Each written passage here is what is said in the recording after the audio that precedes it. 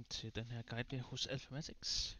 Jeg vil kort fremvise vores kundeside for jer.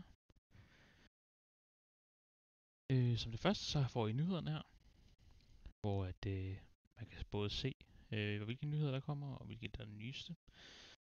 Man kan foretage betalinger, hvis man det vil, så skal man logge ind. Man kan bestille sit eget hosting og få support. Jeg lige prøve at logge ind.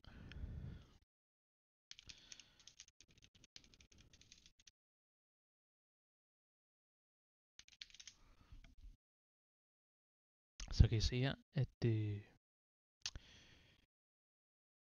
er den side for frem. Der kan I se, hvilke produkter I har. Vi har ikke nogen produkter lige nu, men det vil være her. I kan få nogle tilbud. I kan se jeres sager, og I kan se de fakturer, I får.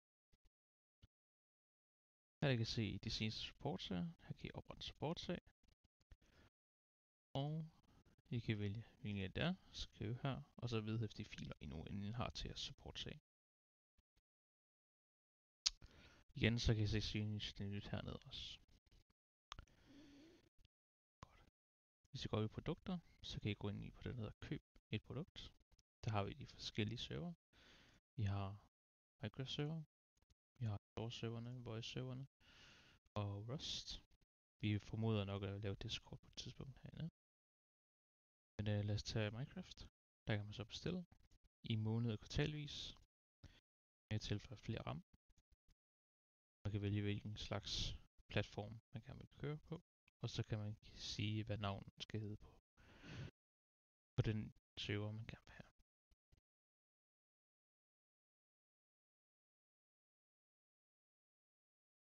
Så kan man gå ind under mine fakturer. Her vil man kunne se de fakturer, der kommer. Hvorfor nogen der betaler, ikke betaler, krediteret og refunderet. Og igen, så kan man gå ind under support. Her kan man se sine sager. Man kan også gå ind i videndatabasen. Der er ikke noget lige nu, fordi at vi som sagt, vi har den nye opstartet, så det vil komme senere hen. Og så kan man se, om der skulle være nogle problemer. Og der vil være underretninger heroppe, hvis der skulle være noget. Det var kort omkring det.